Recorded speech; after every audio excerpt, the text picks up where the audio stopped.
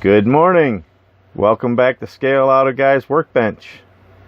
Today we're working on this Revell 1978 GMC Big Game Country pickup. I got this from Hobby Lobby not too long ago. Yeah, the box has gotten beat up a little bit. I think I bought it like that actually. There's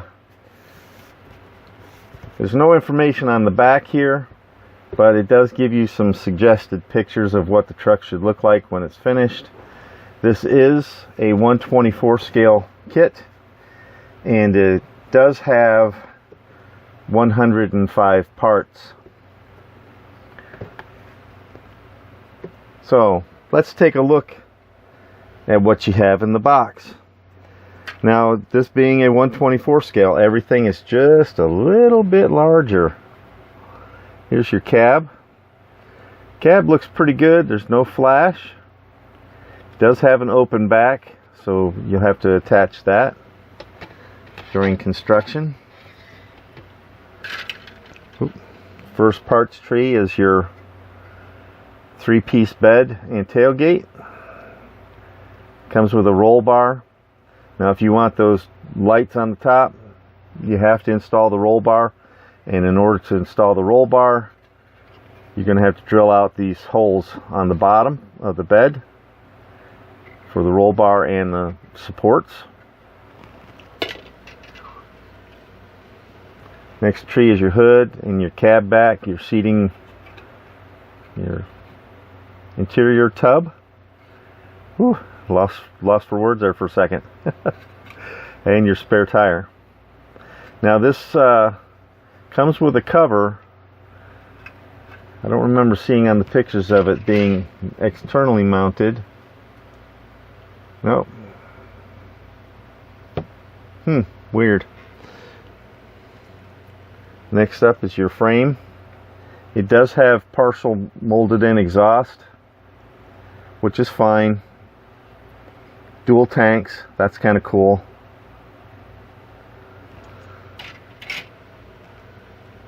Next tree is your front and rear suspension, and it's lifted. It's going to have to be because of well, this is a little out of sequence, but there's the tires. They're soft rubber, well, actually vinyl, soft vinyl. Nice tread pattern, off-road tires, no name brand.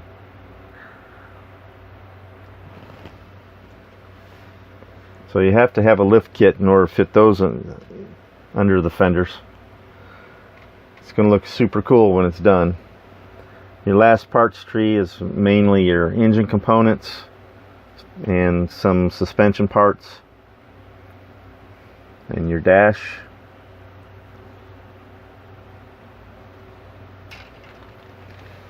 Next up is your chrome tree. Big shiny chrome bumpers.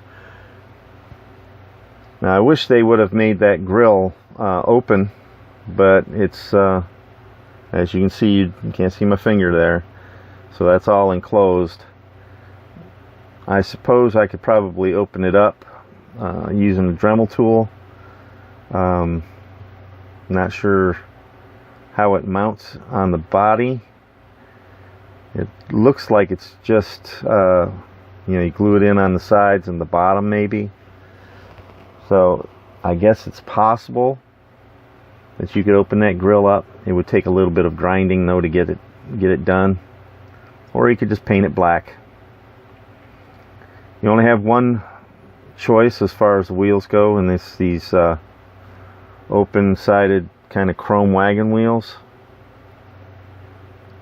Those look pretty sharp, extra shiny.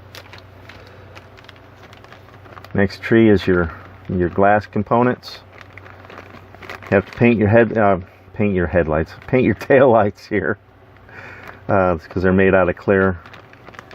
I'm not sure what these are down here. They're just straight pieces. I don't believe they're turn signal lenses, because those are part of the chrome, the grill part. So I'm not sure what those are going to be used for.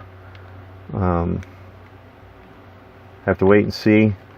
The rest of these is, well, it gives you headlights, your over the hood, or over the roof, I should say, driving lights, a sunroof if you want to put that in, your front and rear glass. Next up is your decal sheet.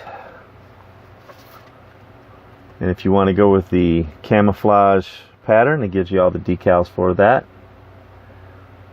Of course, you know, that is optional if you wish. Gives you a complete gauge cluster, your wheel centers, center cap, wheel marker things, and a couple of choices on license plates there. And this was kind of wrinkled with the way the it was in the box. That's fine. It shouldn't affect the decals much, if any. Last up is your instruction sheet, 23 steps. Tells you where the camouflage decals go on the body.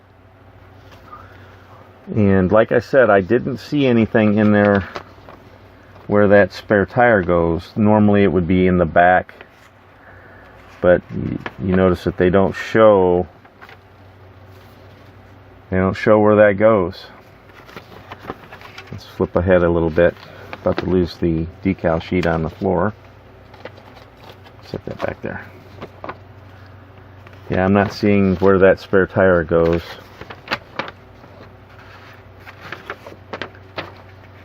Yeah, I guess just use our imagination and figure it out. I'm not sure what color I'm going to go with this. I don't know that I want to go with a camouflage military drab olive green kind of a setup, or if I just want to go with a what you would consider as a stock, you know, factory color, and then just add the big tires and all that stuff. Either way, it should turn out pretty nice. This is a tad bit larger than most of the vehicles I do. I usually do 25th scale, so this is going to be fun. I like sometimes building the larger scale vehicles because the parts are a little bit bigger and you're not fiddling around with little tiny parts and etc, etc. So this should be a pretty decent build. This should go together pretty well. And on first look, I didn't notice any warp or anything. I mean, that body looks pretty straight. And yeah, it does provide the cutout lines for the sunroof. I generally do not do those, but I might make the exception this time. I don't know. Like I said, I generally don't cut those out, but yeah, this will be fun. So it's not looking like I have to do much as far as cleanup, but I will have some sub-assemblies to do, like engine halves and things like that.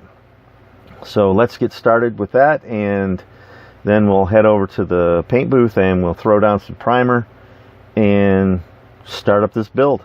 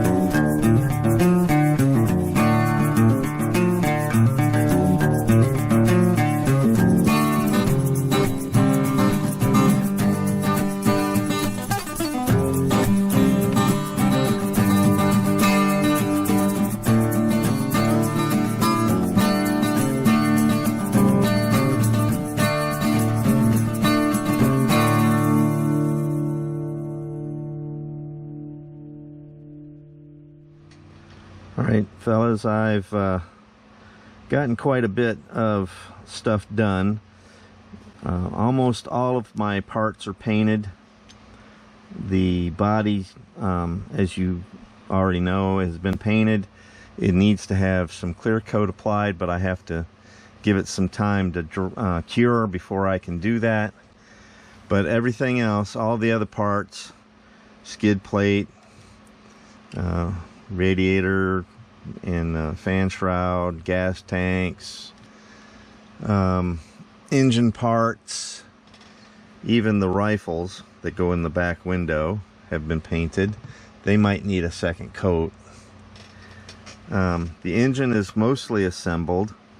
I still have to do the fan belt and stuff, the alternator, transfer case. That's all painted, ready to go.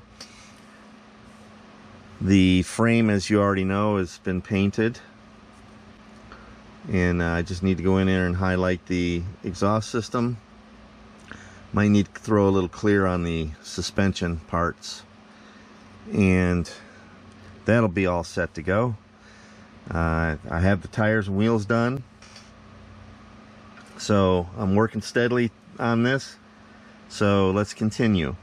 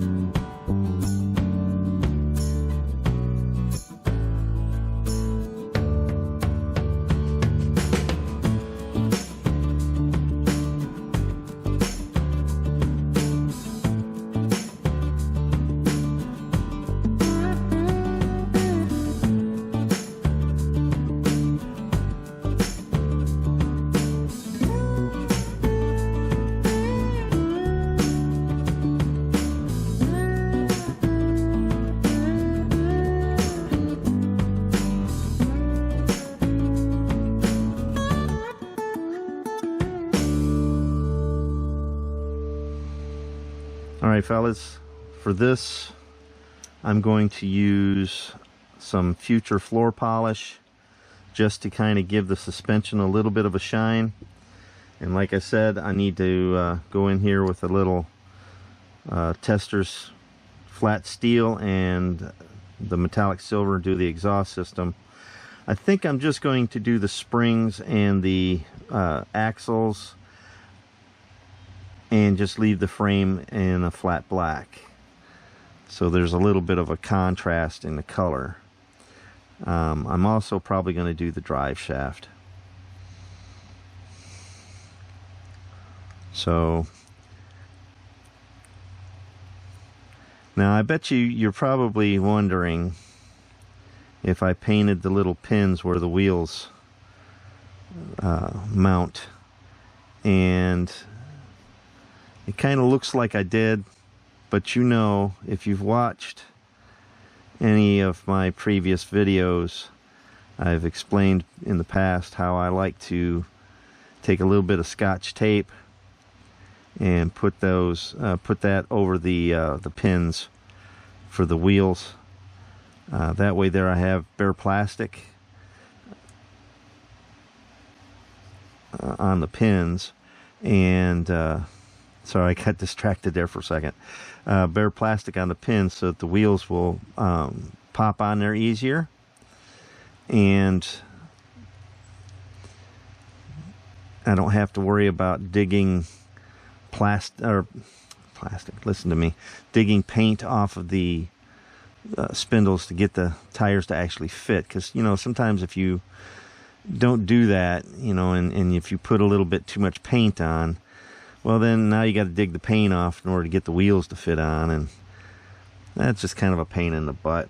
And it's so easy to just cut little, about 1/4 inch wide strips of Scotch tape and just wrap it around that pin, and it works so much better. And then usually it just pulls right off with no issues. 99% of the time that's what'll happen, and I've not had any issues yet, and hopefully this won't be my first time, because I said that.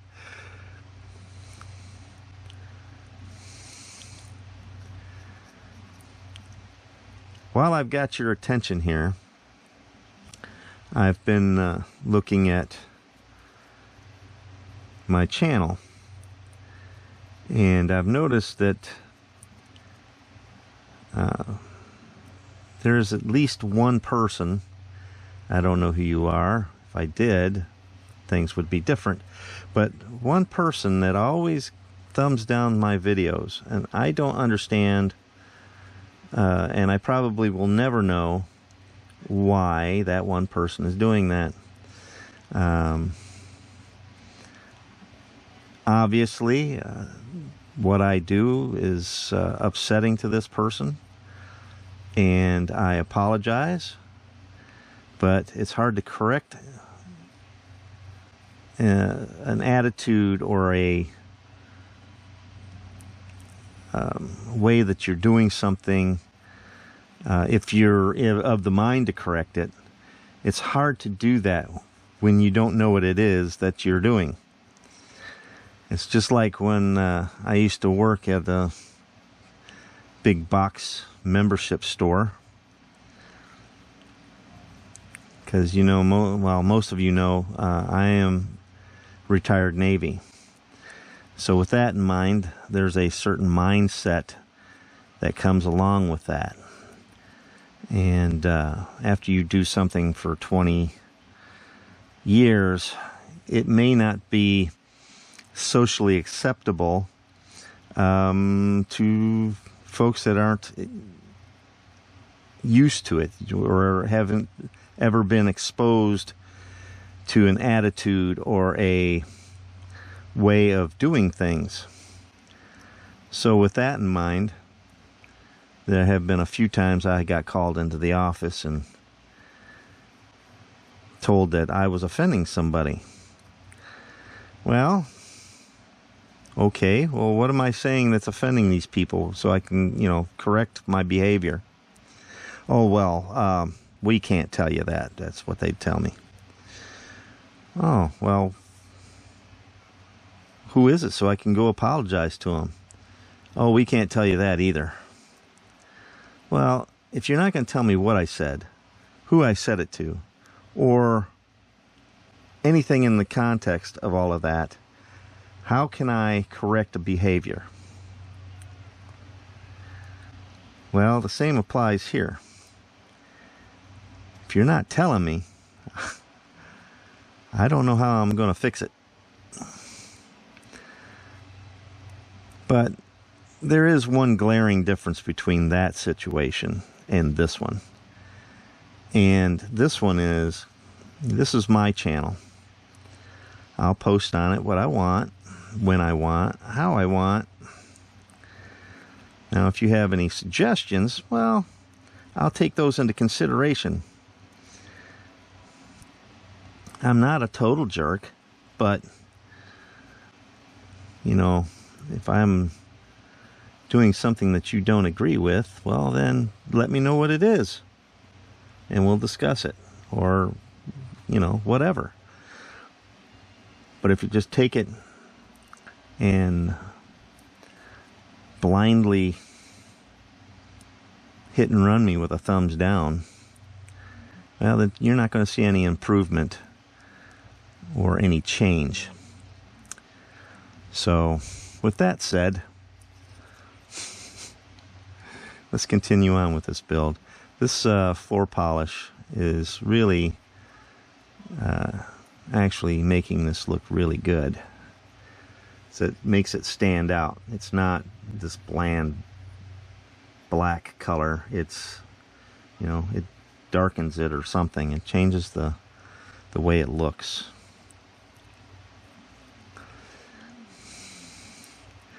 Now back on to what I was talking about just a little bit ago.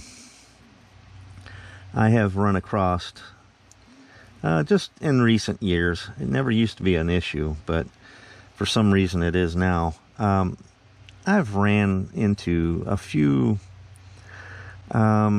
people that disagree with anybody, not just me, just anybody, if they don't use specific types of paints or specific methods or subject matter for that, you know, as far as that goes. And we're all individuals. We're all different. We all have our own way of doing things. And that covers pretty much everything that a person can do. You know, you like certain foods, and others will probably don't like those, but like other foods. Or they like certain types of clothes, or certain types of music, certain cars. But for some reason, our country has taken a big change for whatever various reasons. I'm not going to get into a political debate on my channel, but let's just say things have changed in our country that aren't necessarily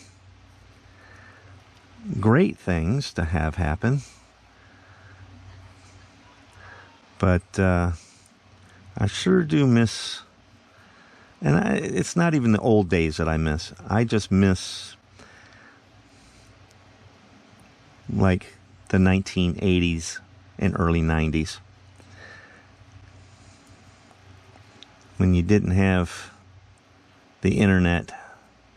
Even though I kind of make a living using the internet and YouTube, I don't make very much money on this channel, but I do make a little bit. It keeps me, it provides an income to purchase more cars and trucks and such, so that I can build them for you guys and show you some tricks and tips and stuff like that.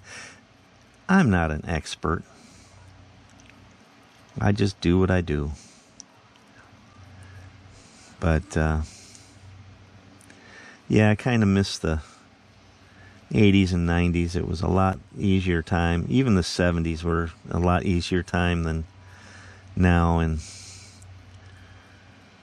I can't imagine what my parents must have thought when they were getting to be about my age, and they were probably thinking how they were missing the 40s and 50s.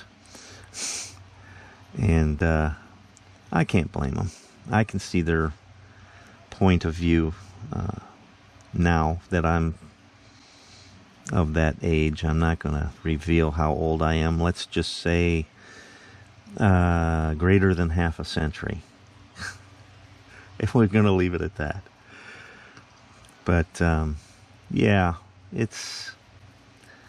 things have changed to the point where I'm thinking how I miss the 80s. It was a better time, I think. I didn't have a whole bunch of money back then. I had just joined the Navy, and well, an E1's pay isn't very much, or at least it wasn't then. I don't know what the E1s are getting nowadays, but I was getting about $600 a month, and that doesn't seem like much, but I managed to... Oh, my building partner's in the room. I managed to get by on that money. You know, I survived, obviously.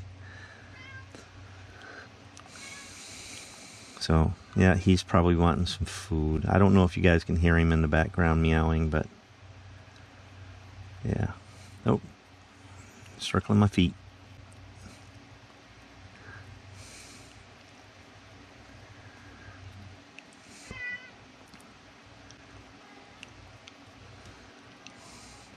All right, there's the suspension. I'm wondering if I should do the fuel tanks as well. I don't think it could hurt. A plastic fuel tank is kind of shiny. So, I don't know if you guys can see that or not. The beauty of putting this stuff on is you don't have to be all fancy. You just gotta get it on there.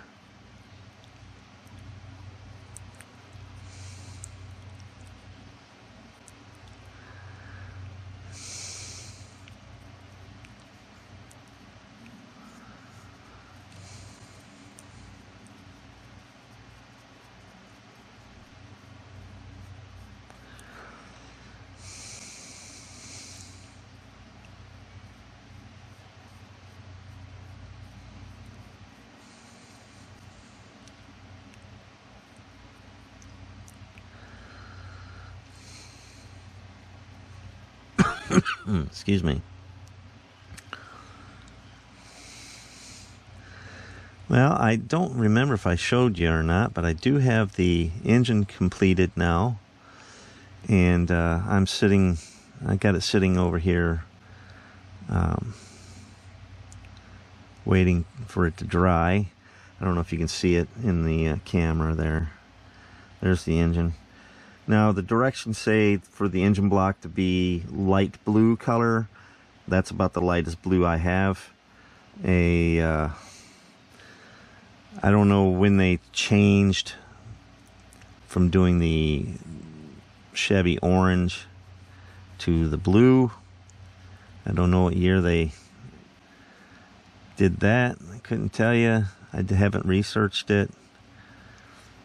But I almost painted it orange because, well, it's basically a Chevy. It's a GMC, but I don't know, maybe GMC was different than Chevy with their engine colors. I don't know. I'll have to look at that. But I just went off the instruction sheet, and it said light blue. And like I said, that's the lightest blue I have, other than some metallic. I have some ice blue metallic, but I guess I could have painted the engine ice blue metallic. Why not? But went with a solid color.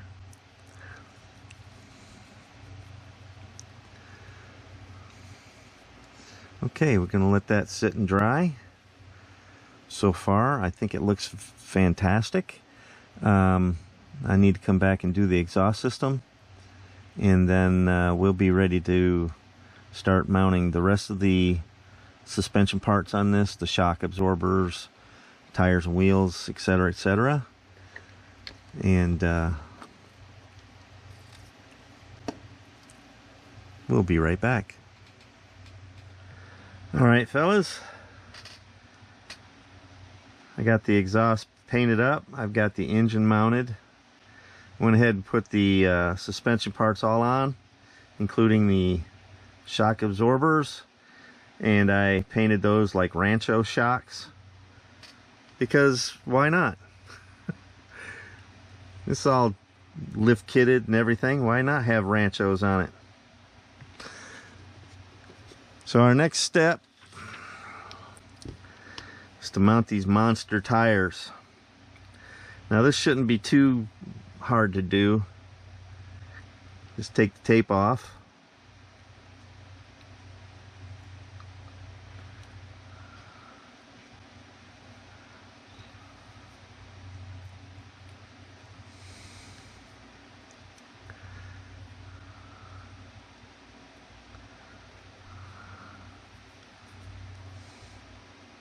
Yeah, it just peels right off.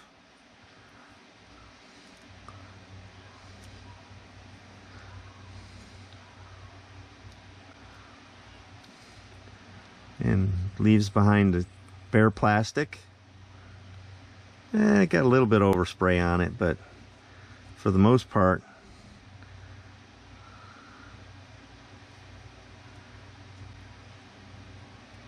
about 99% free of paint.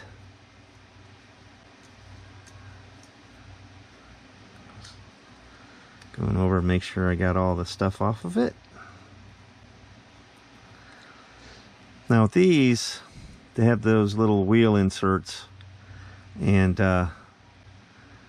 those are free floating inside the wheels. If you remember when I put the wheels together, I just inserted those and then glued the wheels together. So those should just slip right in there. Of course, I'm going to put a little glue on them. Oh, wait. That's not wanting to slide in there. Let's see. And I doubt that I'm going to be able to. Yeah, it's just spinning. Well, shoot. That should just slip right over it.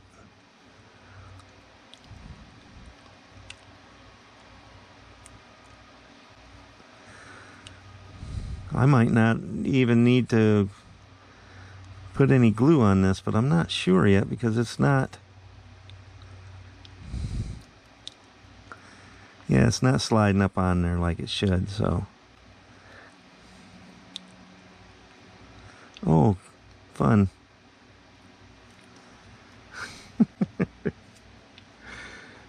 Okay.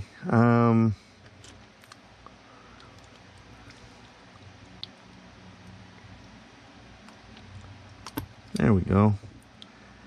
May have to take a sanding stick and go around that. Let's see, do I have... Oh, wait, there's a little piece of tape left on there.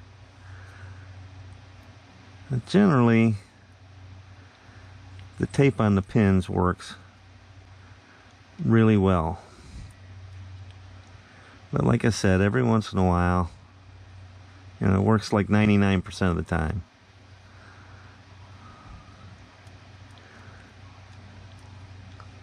So it may have... That one doesn't seem to have anything left over. There is a little... It's one of those pins where they push the part out of the mold. Yeah, this one's got the same kind of thing going on here. See, take some of that edge off. And it would also help if that part inside the wheel was a little bit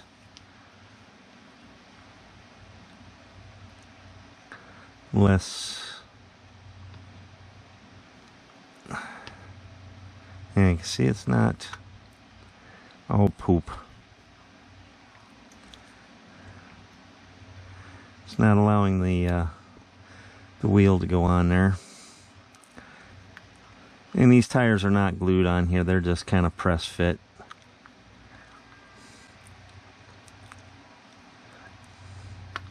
There we go. Get one side and the other side pops out.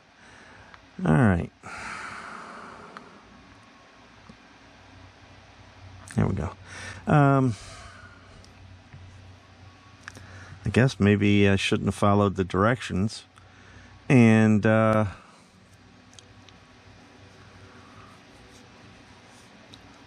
and pressed that in and then glued the wheels together, because that's got a little bit too much play in there.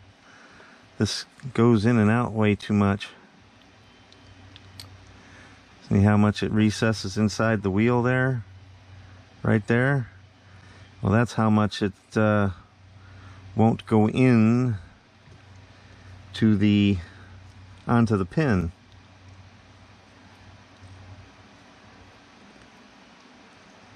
Let me see if I can use my knife here to open that up a little bit.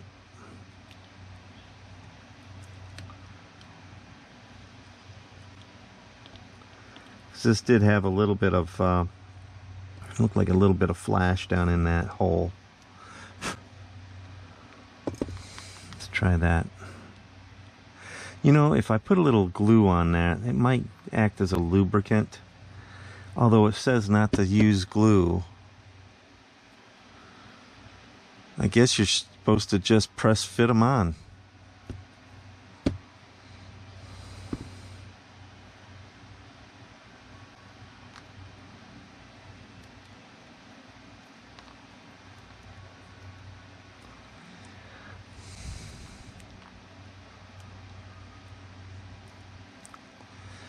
I don't like the sloppiness of it.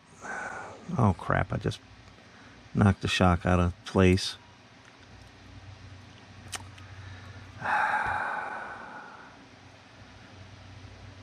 Alright.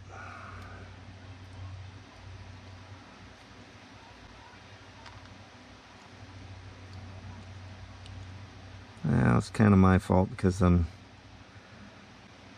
pushing on them and stuff, trying to get these wheels on, and the glue isn't quite set yet.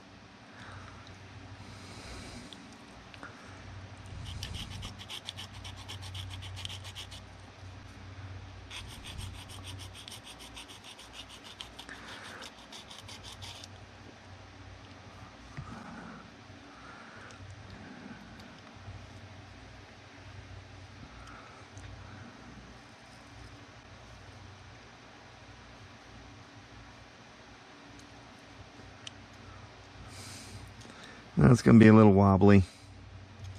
Oh well. That'll be all right.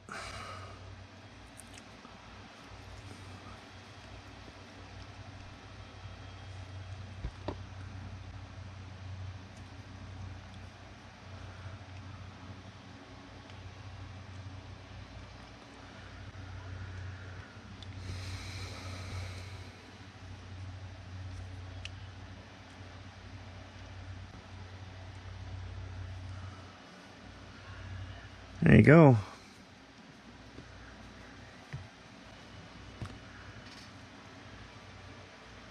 And let me guess, I put the tires on backwards.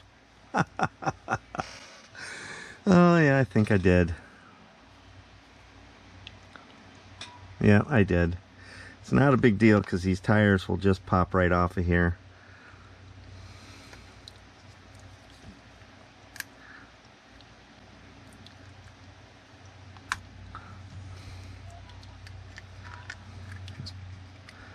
Push it out this way, push it in this way.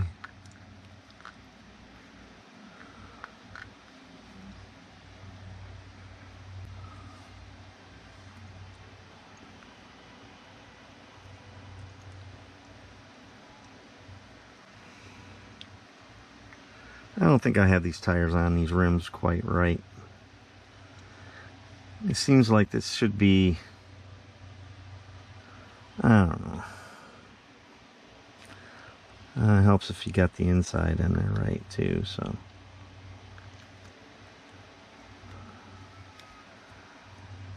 Well, there's a problem.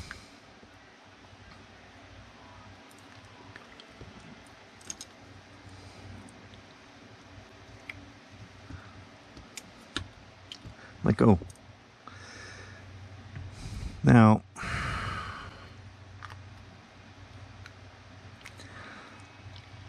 this side that where I had to trim out that centerpiece,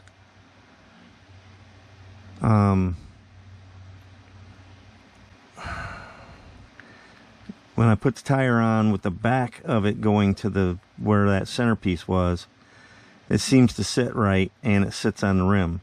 If I try to reverse the tire on the rim, then the rim wants to try to push inside the tire. So I'm going to have mismatched tread patterns. And I wish there was a way I could get this on there a little bit better.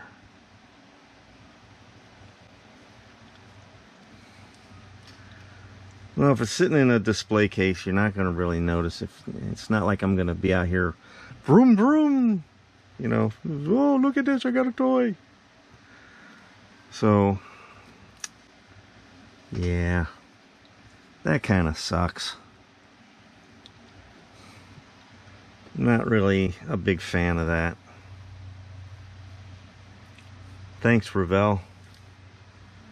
Gave somebody false hope thinking that they were going to be able to do this kit and make it look right, and well, you kind of let me down. Anyway, it is what it is. So I'm going to have mismatched tread patterns and tires that want to pop off in a heartbeat. Okay, we're done with that. The next step is interior, and then you're back to the body. I still have to, I want to wet sand it one more time, and then I'm going to clear it, and it should be almost done. All right, fellas, I got the interior all done. I think that turned out pretty good. There is one thing I didn't show, but I did fix that problem with the wheels. They still flop around a little bit, but I figured out how to get those up onto those pins a little bit better. What I ended up having to do is remove the tires from each rim, and I have a panel scriber here, and if you remember the way the rims were constructed, where the back of the chrome part attached to the wheel back, it was kind of like a crown nut, if you will. There was little blocks and then an opening and a block and an opening all the way around the circumference of the chrome wheel. What I ended up doing is removing everything from the axles, and then I shoved this down into one of those little holes that was between the chrome wheel and the wheel back, and I pinned that little lock, I guess you could say. I pinned that as far out to the back side of the wheel as I could get it, and then I pushed the wheel back on. And I did that to all four wheels, and then I put the tires back on. Now, I still wasn't able to get all the tires going in the same direction because the side where I cut out that little insert on the tire, that's a little thicker than the other side of the tire. So the thicker part has to go to the inside, and the thinner part goes to the outside. If you try to reverse it to get these tires going, you know, the tread patterns going in the same direction, the part where you trimmed out the little ring or whatever inside, that's okay on the outside of the tire, but the inside of the tire falls off that wheel back, and then it just kind of looks crappy. So in order to get it all on there, you have to put the trimmed portion to the inside of the wheel and let the thinner side go to the outside. And unfortunately, when you do that, it reverses the tread pattern. I suppose I could glue it, but the red tube glue doesn't really work well with the vinyl. I do not have any super glue right now, so I'm just going to have to tolerate this as it is. Now, The tires still, like I said, they still do wobble, but they're a lot tighter on there than they used to be.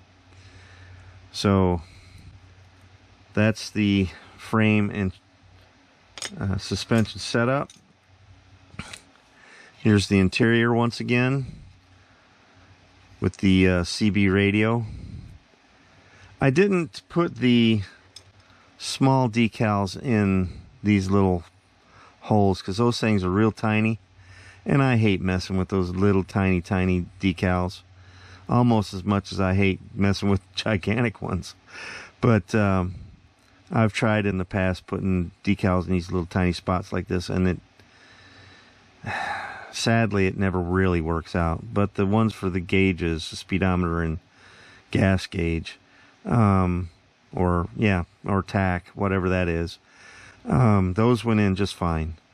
So I give it a little bit of accent with a chrome gel pen, radio knobs, and the trim around the gauges, and one little bit down here on the dash itself. The four-wheel drive shifter, I accented it with flat black paint, but I left the shaft on the shifter chrome, just like I did chrome pen on the gear shift and turn signal here. I was trying to figure that out when for some reason my mind was thinking that this was the transmission shifter. I wasn't taking into account that this is a four-wheel drive. So this is the four-wheel drive. It's got 3 on the tree. You got your brake and your clutch back here, and that's how that is. Now, I don't know how many of you have driven a vehicle with a 3 on a tree, but the first one I ever drove was my dad's 73 Chevy half-ton. It had 3 on a tree and no power anything. Manual steering, manual brakes, and a 307 two-barrel under the hood. So I taught myself how to drive his 3 on a tree just by sitting my butt in the passenger seat and watching how he did it. I was 15 when I first started driving that. No driver's license or anything. And when he found out, he was quite angry. But, yeah, I was a bad boy when I was younger. Oh, well. The only thing left to do is the body. Like I said before, we still have to do a clear coat on that. I'm waiting for that paint to cure for at least 24 hours minimum. And then we have a few little minor things, you know, the chrome parts and the roll bar and the bull bar on the front. And we'll get to that in just a little bit. All right, I'm back, and it's been a little bit of time since I worked on this. As you can see, in a little bit of a different venue. I do bring models with me when I go on vacation, and you know, just to fill in some extra time if I have it. So as you can see, I've got the underhood detail done and the black chrome foil around the windshield to represent a black rubber seal that you would find on the original truck. I also have chrome around the back window, because a lot of these have the chrome or an aluminum kind of frame around the back window. So I even did the door handles, and I prepped for the side marker light in the Tamiya Amber.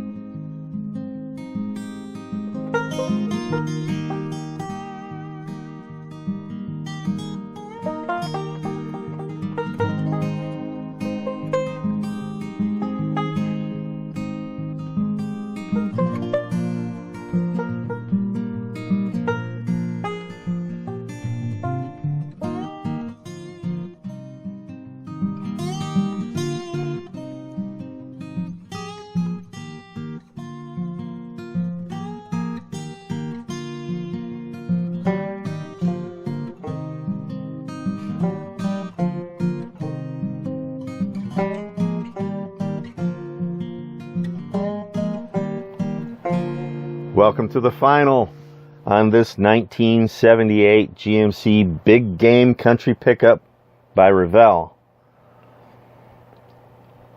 This pickup went together almost flawlessly. And I say almost because there are a couple of things about it that I'm not really a big fan of. The first of those are the way that the wheels mount on the axles. They're a kind of a sloppy fit, and it makes the tires not sit straight on the axles while the weight of the truck is sitting on them. If you look, you can see that while the truck is turning, the tires are not straight. Now, I did kind of try to straighten them before I started shooting video, and they just squatted right back out. So that's one of the things that you may have to contend with when you build yours.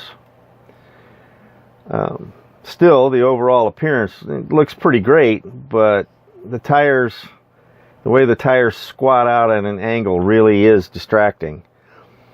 And speaking about something that is distracting, how about those mirrors? They remind me of a certain African animal that was the subject of a child's animated movie that was made a while back. I can't mention the name of the movie due to possible copyright infringement, but it did involve an elephant. I almost didn't put them on because door mirrors are constantly getting knocked off, but I said, what the heck, I'll go ahead and put them on. And you know, maybe I should have gone with my gut feeling on this. It wasn't until after I got the first one put on that I noticed that it sat at an awkward angle, and by then, you know, I'd already gotten the thing glued on there. If I would have taken it off, then you'd see the glue on the paint, and it would have caused a lot more trouble than it was worth. So I just went ahead and put them on there.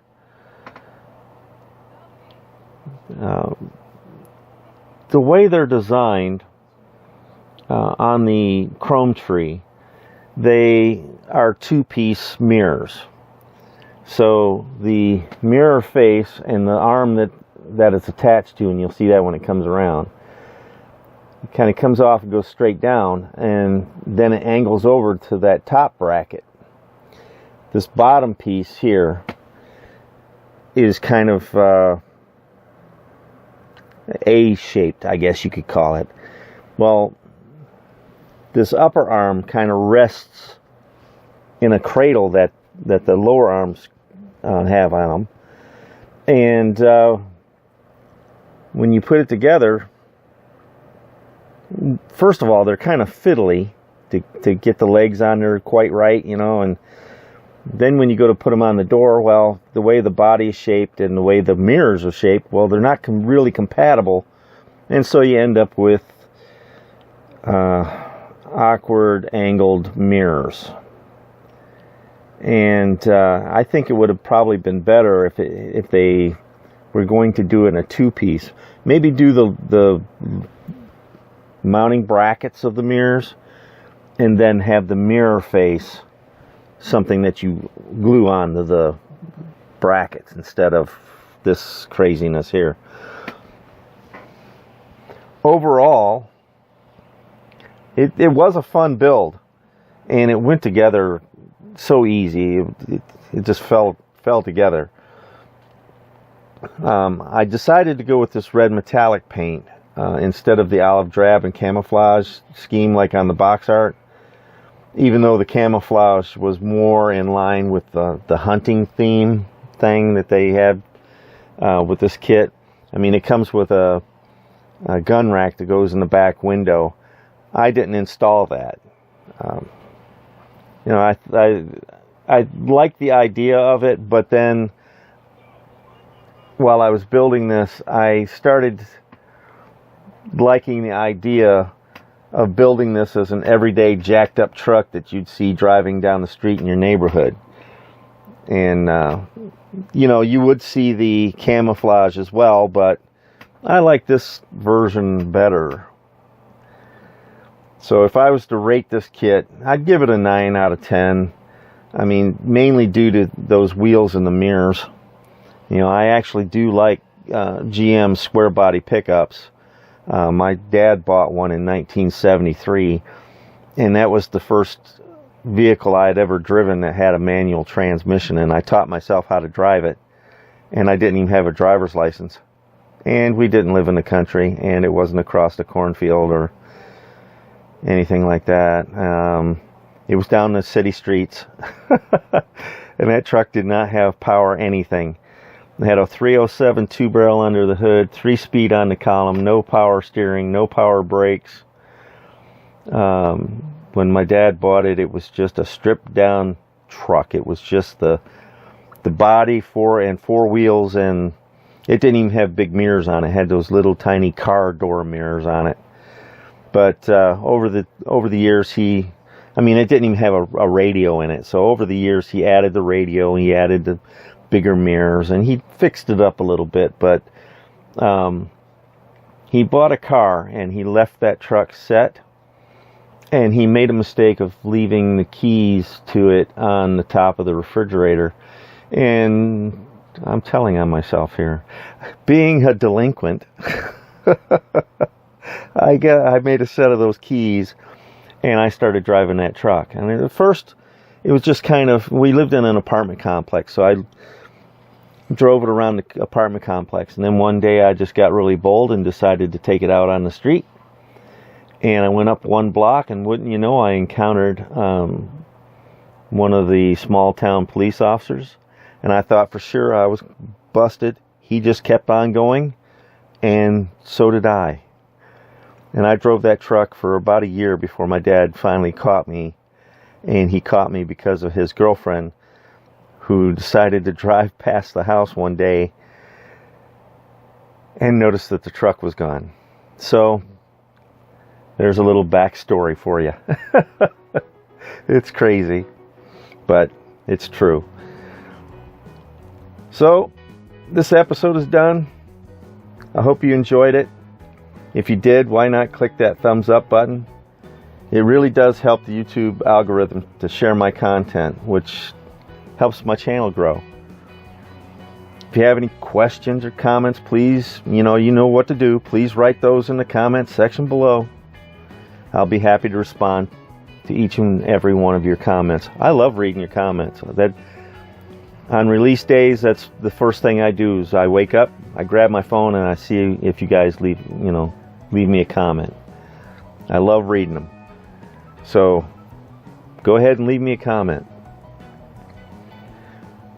While you're down there, might as well hit that subscribe button if you haven't already subscribed.